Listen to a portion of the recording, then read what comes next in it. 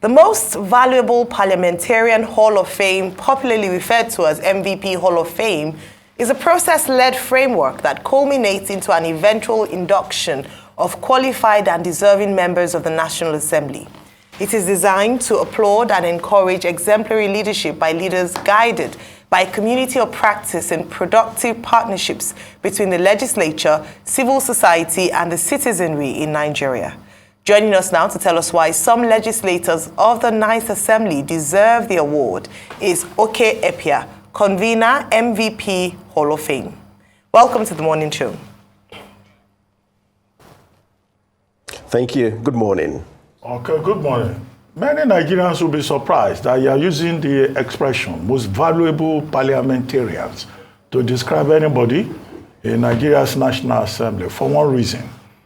We don't even have a proper record of voting patterns. Many of those lawmakers, some of them are even completely unknown because they either just go there, to concur or to sleep.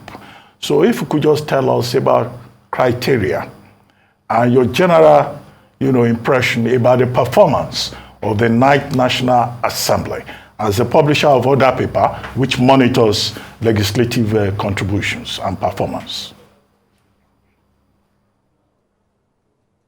Thank you very much. I like the way you put the question, Dr. Abati, the use of the phrase, most valuable parliamentarian. Why? This is because, generally speaking, Nigerians hold the impression that nothing good can come out of Nazareth. What they see, hear, and discuss about the National Assembly is often not more than scandals, not more than the shenanigans, that make the news. So when people, it's difficult, therefore, I understand why, to reconcile the use of the phrase most valuable parliamentarian. But like we always say at other paper, it's okay for, to generalize, but there are some performances, distinct and distinguished performances, that the work that we have done over the years have been able to identify. And we think that there is a need in order to change the narrative, in order to address the fallacy of generalization with which the National Assembly is characterized. There is a need to identify and spotlight those who have done creditably well in the Ninth National Assembly. And so with respect to the criteria, and because it's important that, first of all, we clarify that the National Assembly and members of the institution, have three core functions. Lawmaking, which is expressed through the processing of bills. There is representation function. And then, of course, there is the function of the performance of oversight. Now, because the National Assembly is been quite opaque. There are transparency and accountability gaps. You said it yourself, Dr. Bati, that even the records of attendance are not available for the public to see. So these are deep-seated issues, that plague the National Assembly. And, unfortunately, the institution and its members are not really keen on addressing these issues. But we have looked at this three core criteria and be able to look at what is possible within the limits of within the difficulties that we have, within what the data can summarize, what the data can suggest, what can be without controversy. And so we decided to zero in on the processing of bills, the function of lawmaking. So in that way, we have been able to look at the number of bills sponsored by members of the National Assembly, and we have been able to look at the progression of those bills. We have been able to look at the value and the impact of those bills. So in summary, we put together a matrix we call the VVIP, criteria to determine those members of the National Assembly who have been able to deliver some valuable service to the Nigerian people and, of course, to the Nigerian state. So the V is for volume, for value, that's the other V, then the impact, and then the progression.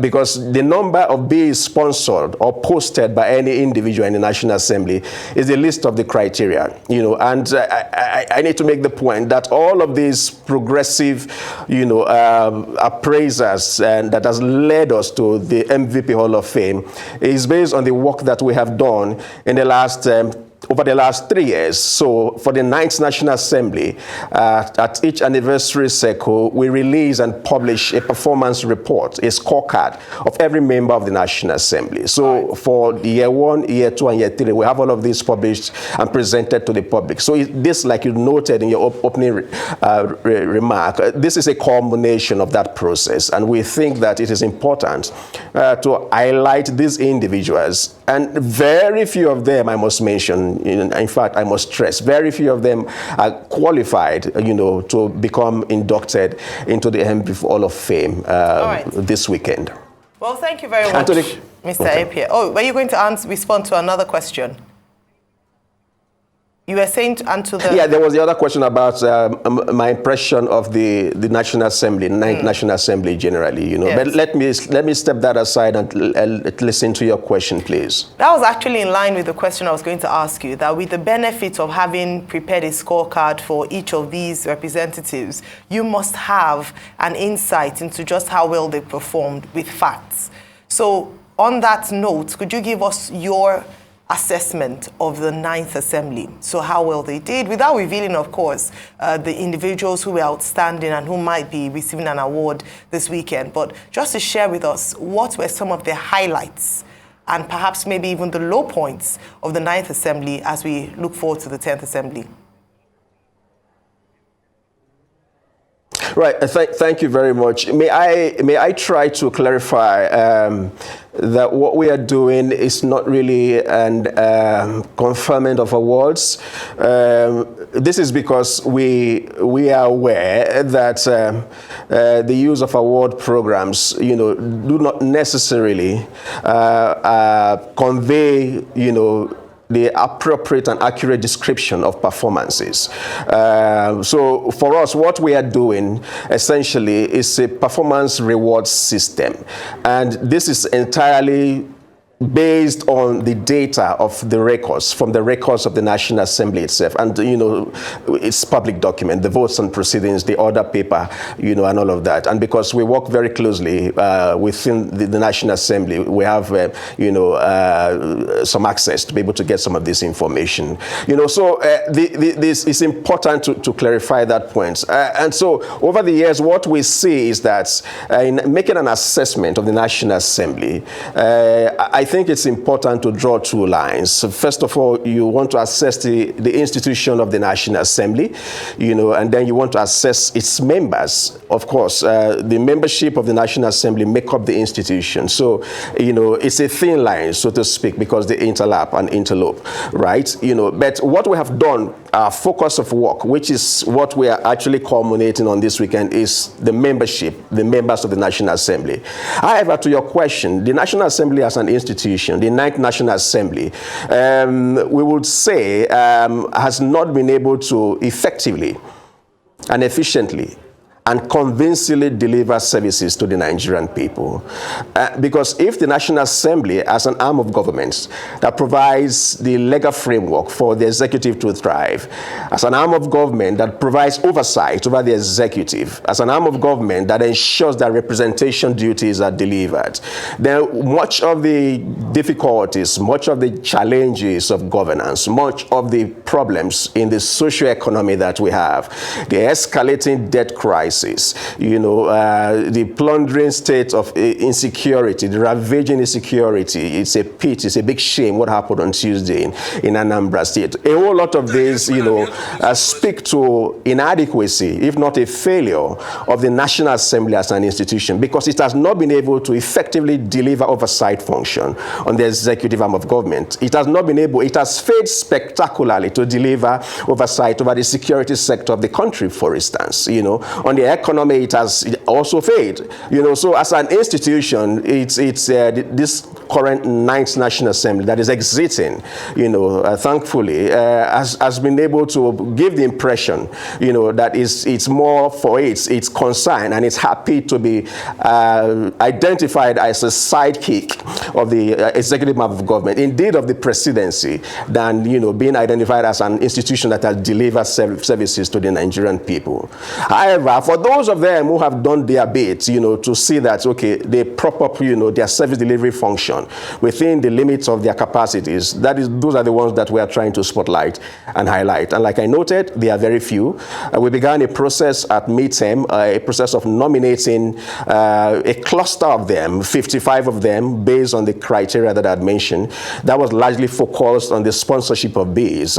So by the third year, we stepped up on the criteria of impact and value, and that number dropped to less than the figure, 55. So as we speak, we have about 25 of them who have been shortlisted as semi-finalists for possible induction into Nigeria's first ever MVP Hall of Fame that would happen this weekend in Abuja.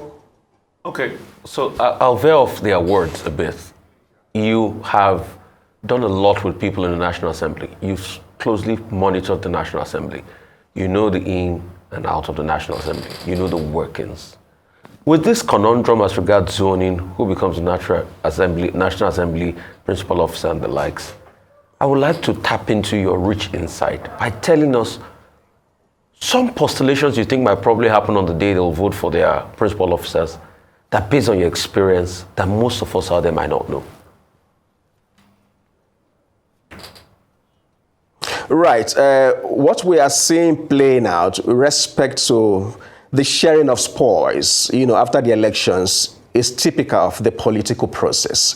It's typical around the parliamentary environment that we have, But what is also typical, and, maybe not typical, what we have also seen, an emerging trend, especially in the last 2-3 assemblies, is that there has been a resistance of that, of this, propensity, of the powers that be in the political parties, to foist a leadership on members of an independent arm of government.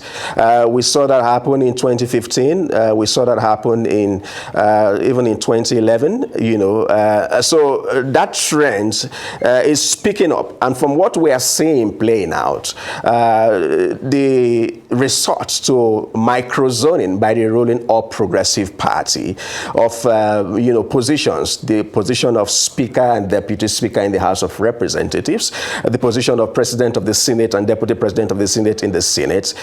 This microzoning, as you already see playing out, is a pointer, and it has created the room, created the seed for maybe a repetition of what we saw in 2015 and 2011. Bearing in mind that indeed democracy is evolving, and if it was done successfully in those two periods, in those two eras, why would it be different this time?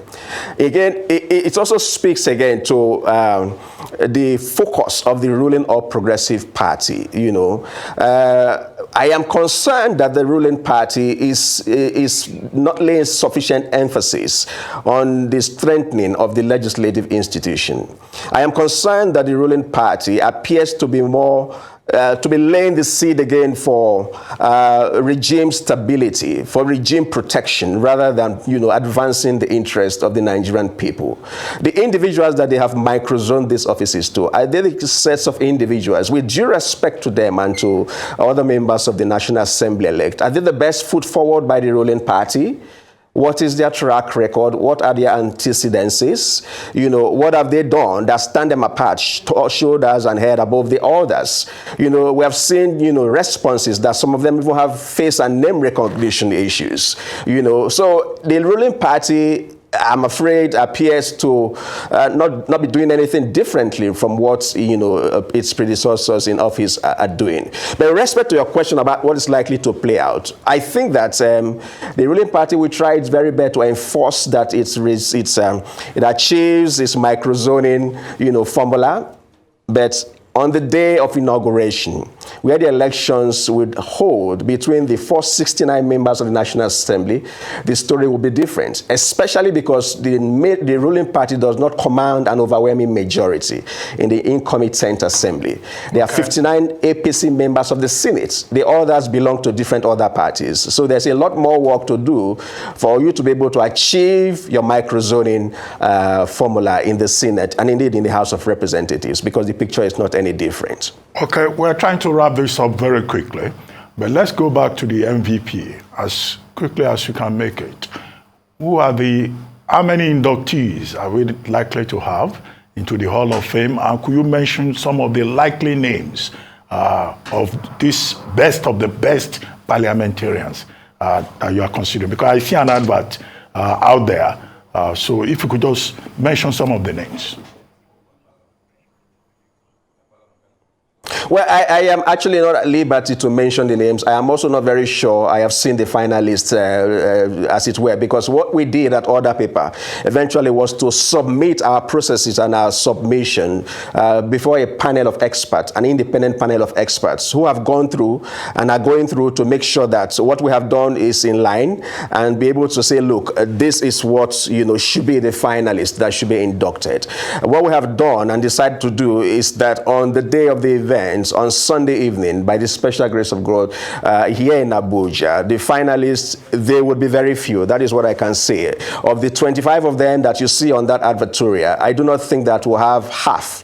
We will not have half of them make it. And this is because we want to make this highly competitive. We want to make this, something that is most worthy for you to be inducted into the Hall of Fame. And the core criteria is about the value and impact of the base. And so we are not able to mention the names. We plead with everyone to look forward to Sunday evening. We'll have the names mentioned and the finalists to be inducted into the MVP Hall of Fame. Okay, thank you very much, Epia, for joining us on the morning show today.